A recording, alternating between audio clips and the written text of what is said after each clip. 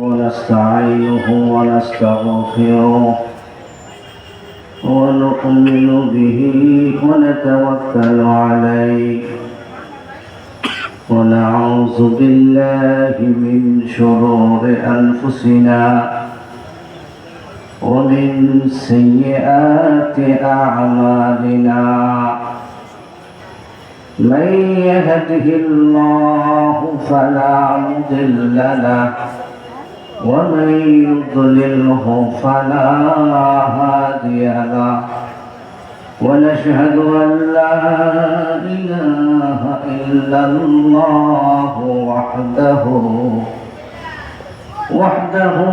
لا شريك له ونشهد أن سيدنا وحبيبنا ومولانا محمدا عبده ورسوله الذي أرسله بالحق بشيرا ونذيرا وداعيا إلى الله بإذنه وسراجا منيرا صلى الله تعالى عليه وعلى آله وأصحابه وبارك وسلم بلغ العلا شكل محبة كرم بلغ العلا بكماله كشف الدجى بجماله حسنت جميع خصاله صلوا عليه وآله کہ محمد سے وفا تو لے تو ہم تیرے ہائے یہ جہاں چیز ہے تیری لوح قلم تیرے ہے بلغ العلا بکمالہ کشف الدجى بجمالہ حسنت جميع خصاله صلوا عليه وآله আলেম উলামা ইমাম খতিব সাহেবানদের উদ্যোগে আয়োজিত আজকের এই মুবারক মাহফিলের উপস্থিত সম্মানিত উলামায়ে কেরাম, সম্মানিত মুরব্বিয়ান, বিভিন্ন প্রতিষ্ঠানের সম্মানিত শিক্ষকবৃন্দ, সমবেত সুধী মণ্ডলী, পর্দার আড়ালের মা ও বোনেরা, আমরা সর্বপ্রথম সেই মহান মুনিবের দরবারে অগণিত শুকর এবং সুজুদ আদায় করছি যে মহান মালিক এই রবিউল আওয়াল মাসে এক পবিত্র সময়ে আমাদেরকে আল্লাহর সন্তুষ্টির নিমিত্তে কিছুটা সময় তার সন্তুষ্টির জন্য ব্যয় করার সুযোগ দিয়েছেন, এখানে উপস্থিত করার একটা তৌফিক দিয়েছেন। এই জন্য মহান মালিকের দরবারে কালিমাতুশ শুকর উচ্চারণ করছি, হৃদয়ে সবটুকু আবেগ ভালোবাসা দিয়ে সকলেই বলি আলহামদুলিল্লাহ। বান্দার সকল কাজে উদ্দেশ্য হলো আল্লাহ পাকের সন্তুষ্টি, ঠিকই না? সন্তুষ্টির একটা মাসালা আছে, উলামায়ে কেরাম এখানে আছেন। আল্লাহ রাব্বুল আলামিন যদি কোনো ব্যক্তির প্রতি সন্তুষ্ট হয়, মনোযোগ দেন কথাটা কি, আল্লাহ রাব্বুল আলামিন যদি কোনো বান্দার প্রতি সন্তুষ্ট হন, মৃত্যু পর্যন্ত তার প্রতি খুশি থাকেন। জোরে কোন সুবহানাল্লাহ। আল্লামা ইবনে তাইমিয়া রাহিমাহুল্লাহ একটা কিতাব লিখেছেন আস-সারিমুল মাসলুল আলা শাতিমির রাসূল। এই কিতাবের মধ্যে উনি একজন বিখ্যাত তাবিঈর বক্তব্য এনে উনি বলেছেন, আর-রিদা মিনাল্লাহি সিফাতুন কাদিমাতুন, সন্তুষ্ট হওয়াটা হলো আল্লাহ পাকের একটা বিশাল গুণ। কার প্রতি আল্লাহ সন্তুষ্ট হয়? যে ব্যক্তির সম্পর্কে আল্লাহর ধারণা হয় যে এই ব্যক্তি মৃত্যু পর্যন্ত সন্তুষ্টিমূলক কাজ করতে পারবে, আমল করতে পারবে, এইরকম ধারণা হওয়ার পরেই তার প্রতি আল্লাহ পাক খুশি হন। আর মান রাদিয়াল্লাহু আনহু, যে ব্যক্তির প্রতি আল্লাহ পাক খুশি হয়ে যান, লাম ইয়াসখাত আলাইহি আবাদা, কিয়ামত পর্যন্ত ওই ব্যক্তির প্রতি, মৃত্যু পর্যন্ত ওই ব্যক্তির প্রতি আল্লাহ রাব্বুল আলামিন আর অখুশি হন না।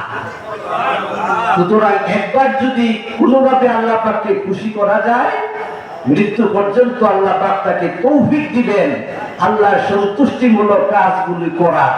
এই জন্য মহান আল্লাহ রাব্বুল আলামিনের দরবারে আরেকবার শুকরিয়া আদায় করি যে আল্লাহ রাব্বুল আলামিন আমাদেরকে তার সন্তুষ্টিমূলক একটা অনুষ্ঠানে উপস্থিত হওয়ার তৌফিক দিয়েছেন। সকলেই বলি আবার আলহামদুলিল্লাহ। একটা নেক আমলের সুযোগ পাওয়ার পরে বান্দার কত খুশি। আমরা নেক আমলের মর্তবা মর্যাদা বুঝি না, এই কারণে আন্দাজ করতে পারি না। সহিহ বুখারীর বর্ণনা 3905 নম্বর হাদিস। আল্লাহ নবী সাল্লাল্লাহু আলাইহি ওয়াসাল্লামের কাছে যখন হিজরতে যাওয়ার নির্দেশ চলে আসলো, আম্মা জান হযরত আয়েশা বলেন, একদিন দুপুরের বেলা এক ব্যক্তি এসে বলল যে তোমাদের বাড়িতে রাসূল আসতেছে। আমি আমার পিতা হযরতে আবু বকরকে বললাম যে আমাদের বাসায় রাসূল আসছে। فجاء النبي صلى الله عليه وسلم فاستأذن। আম্মা জান হযরত আয়েশা বলেন, সাথে সাথে তাকায় দেখি আল্লাহর নবী আমাদের বাড়ির আঙ্গিনায় চলে এসেছেন। সুবহানাল্লাহ।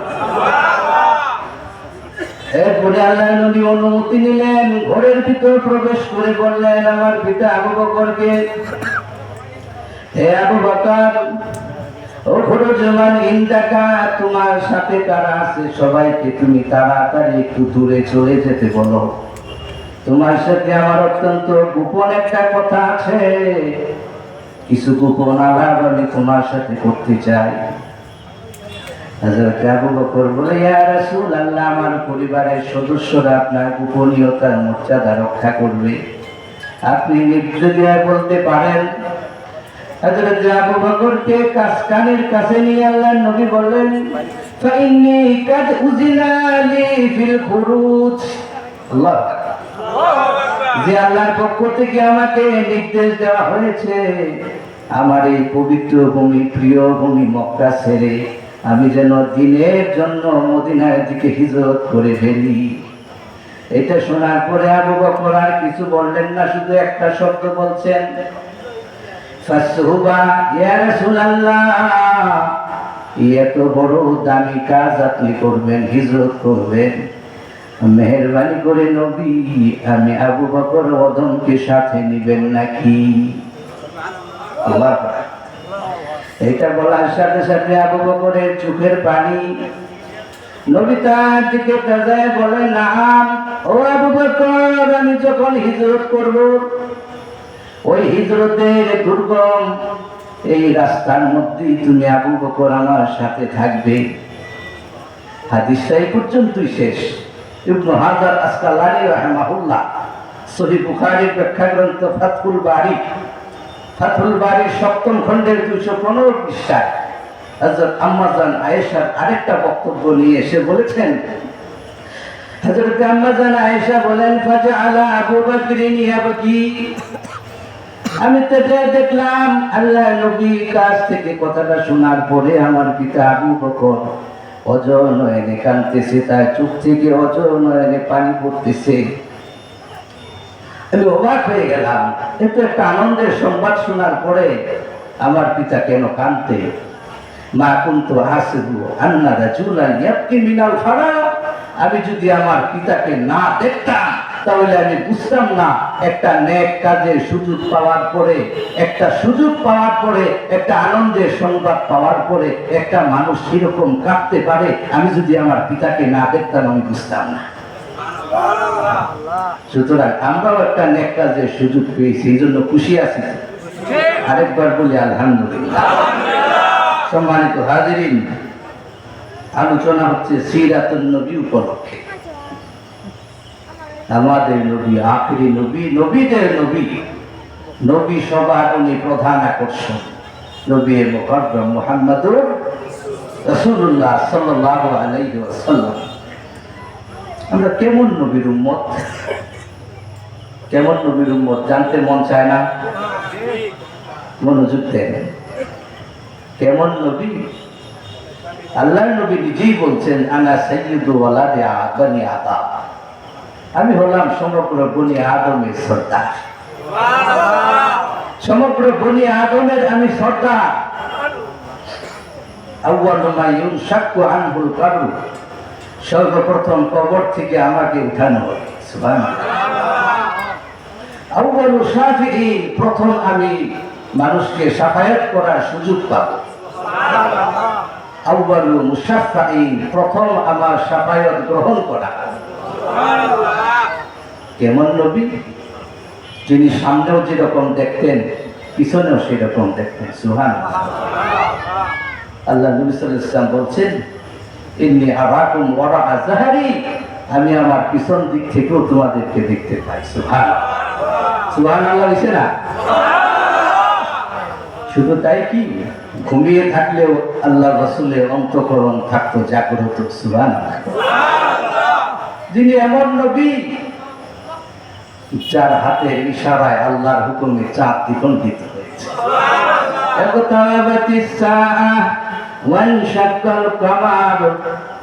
চন্দ্র দ্বিখণ্ডিত হয়েছে আল্লাহর নবীর হাতের ইশারায়।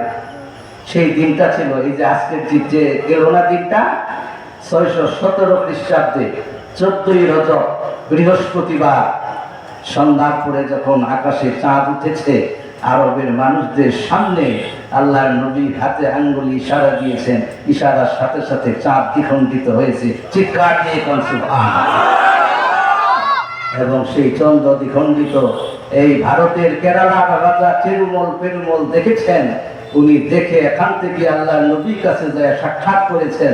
ওখানে যে উনি হলেন ভারতবর্ষে প্রথম মুসলমান। জোরে কোন সুবহানাল্লাহ। উনি এরকম এক নবী। ইমাম মুসলিম বর্ণনা করেছেন 2277 নম্বর হাদিস। আল্লাহর নবী বলেন, আমি যখন মদিনা মক্কা রাস্তা দিয়ে হাঁটতাম তখন তো আমি নবী হই নাই। মক্কার রাস্তা দিয়ে আমি যখন হেঁটে যাইতাম, আমি সেই পাথরগুলোকে চিনতাম, যে পাথরগুলো আমি নবীকে কানা ইউসাল্লিমু আলাইয়া কাবলা আন উবাস, আমি নবুয়ত পাওয়ার পরে সেই পাথর, পূর্বে সেই পাথরগুলো আমাকে সালাম দিত। পাথরেরা সালাম দিত। উহুদ পাহাড়ের উপর দাঁড়িয়েছে নবী, সাথে হযরতে আবু বকর সিদ্দিক, হযরতে উমর, হযরতে উসমান, পাহাড় কাঁপা শুরু করে দিয়েছে। সুবহানাল্লাহ। আল্লাহ নবী ডাকিয়ে বলেন, পাহাড় তুমি শান্ত হয়ে যাও, মা আলাইকা ইল্লা নাবিয়্যুন, তোমার উপর আর কেউ দাঁড়ায় নাই, যিনি দাঁড়িয়েছেন তিনি হলেন একজন নবী। ওয়া সিদ্দিকুন, আর যিনি দাঁড়িয়েছেন তিনি হলেন সিদ্দিকে আকবর হযরতে আবু বকর। আর শহীদান, আর দুইজন শহীদ দাঁড়িয়েছে, একজন হলেন হযরতে উমর আর একজন হল হযরতে উসমান। এরা দাঁড়িয়েছে, দাঁড়ানোর সাথে সাথে পর্বত পর্যন্ত, পাহাড় পর্যন্ত কাঁপা শুরু করে দিয়েছে। এমন নবীর উম্মত আমরা। তিনি কেমন ছিলেন, কেমন ছিলেন এটাও তো জানতে মন চায় নাকি? আমার আগে এক বক্তা বলে গেছে যে এরকম চাঁদের মতো, কি বুঝলো, চাঁদের চেহারা যেরকম নবী এরকম ছিলেন, বা তার চেয়ে আরো সুন্দর ছিলেন। কবি চমৎকার করে বলেছেন, হাসান ইবনে সাবিত, আহসানু মিনকা লাম তারাকাতু আইনি, ও নবী তোমার চেয়ে এত সুন্দর মানুষ আমার দুই চক্ষু কোনোদিন দেখে নাই। আজমালু মিনকা লাম তালিদিন নিসা, দুনিয়ার কোন মায়ের পেট থেকে তোমার মতো কোন সন্তান প্রসব হয় নাই। এত সুন্দর সন্তান তোমার মায়ের পেট থেকে তুমি প্রসব হয়েছ। খুলিকতা মুবাররাআন মিন কুল্লি আইবিন কাআন্নাকা খুলিকতা কামা তাশা, সকল প্রকার ত্রুটি মুক্ত হয়ে তোমার জন্ম হয়েছে। যেমন তুমি যেমন চেয়েছিলে তেমনই মনে হয় তোমার মালিক তোমাকে বানাইছে।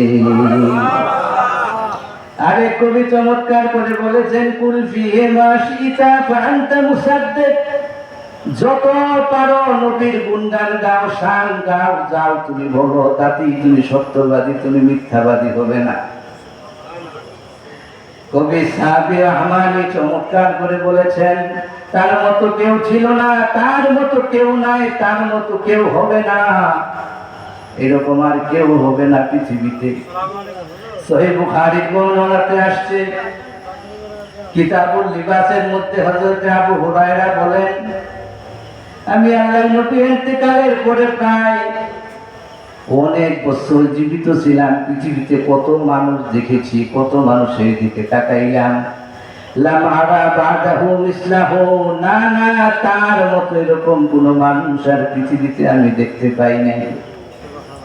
হযরত কাব ইবনে মালিক বলেন, সহিহ বুখারী কিতাবুল মানাকিব অধ্যায়ের মধ্যে হাদিস এসেছে, হযরত কাব ইবনে মালিক বলেন, নবীর সাথে দেখা করতে গেলাম, সালাম দেওয়ার পরে নবীর চেহারার মধ্যে এমন একটা আনন্দিত ভাব দেখলাম, চেহারার মধ্যে এমন আনন্দ দেখলাম, আনন্দ দেখার পরে আমি নবীর দিকে বারবার তাকাইলাম, তাকাইতে তাকাইতে আমি দেখলাম কান্নাহু কিসাতুন মিনাল কামার, সেই 14 তারিখে যেরকম পূর্ণিমার চাঁদ, মনে হলো একটা চাঁদের টুকরো আমার সামনে।